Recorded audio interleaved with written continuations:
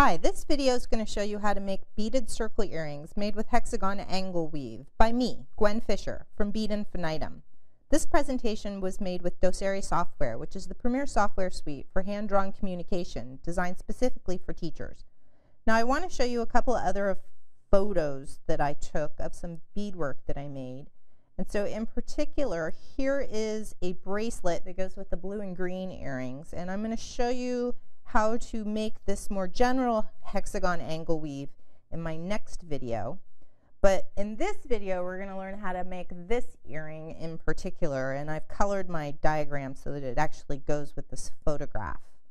Now I'm going to change my background here, and we're going to start by putting 6 beads down in the center in a loop, and the next round we're actually going to add a lot of beads in one round. So all of these beads here are going to get added in the second round, and then the third round will be the last one where we'll add those beads.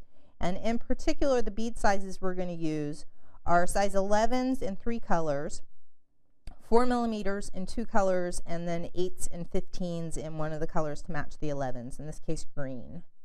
And we're going to start by picking up 6 beads in the center, so 6 yellow beads, and then passing through all 6 of those beads again and passing through one more bead so that we are now positioned to start the second round. I'm not going to tie a knot yet in my beginning end of the thread. I'm going to wait and do that when I'm finished with the entire beadwork. And the reason is I don't want to tie a knot and have it be pulled into a size 11 seed bead because the holes in those aren't as big as they are in the 4 millimeters. So to start the next round, I'm going to pick up a 4 millimeter and 6 size 11 seed beads and pass through the second bead I just picked up, which is the first size 11 seed bead I just picked up. And you'll notice in my drawing, when I'm picking up new beads, I'm drawing the thread in with black, and then when I'm passing through a bead, I'm using red line to indicate that that's a pass through. To make the second loop, I'm going to pick up 7 beads, so same 7 beads, but with a different color 4 millimeter. And then I'm going to pass through the second bead I just picked up, and then I'm going to pick up a 4 millimeter in the first color and pass through 2 beads in the center loop to make a loop.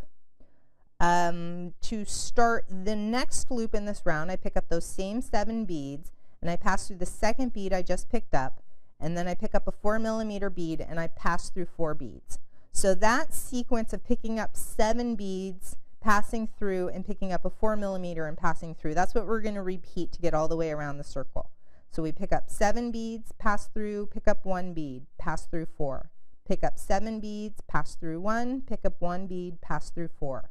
Pick up 7 beads, pass through 1, pick up 1 bead, and then this time we're actually going to need to pass through 6 beads to position ourselves to pick up the next 4 millimeter bead. We're going to sew around that loop until we get to the outside edge of the beadwork. Now we're going to pick up a 15, an 11, an 8, an 11, and a 15 and pass through 4 beads to get back to the outside edge of the beadwork. I'm going to make a little picket or a point here by picking up 1 size 11 seed bead and then passing through the 4 beads to position myself now to start that sequence again, where I pick up the 5 beads and I pass through 4, I pick up 1 bead and pass through 4. Pick up 5, pass through 4, pick up 1, pass through 4. And I'm going to do that all the way around the beadwork until I get back to where I started.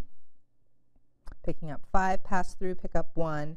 And then to finish the outside edge, I want to pass through all of the beads that are on the outside border of the beadwork until I get back to where I started. Then I'm going to sew back into the center of the beadwork, tie a knot just before entering a 4 millimeter bead, sew through a few more beads and cut my thread. Now I can finish the first end of my thread by tying a knot just before the 4 millimeter bead and passing through it, and then I can cut the original end of my thread. The next thing I need to do in order to turn this into an earring is to add a little jump ring to the hole in one of the size 8 seed beads on the outside edge. And a 5 or 6 millimeter ring is a good size, and 20 gauge will be thin enough to get into the hole of that size 8 seed bead. And the last thing you need to do is add an ear wire, and then you're done. So I hope you'll show me what you make. Thanks.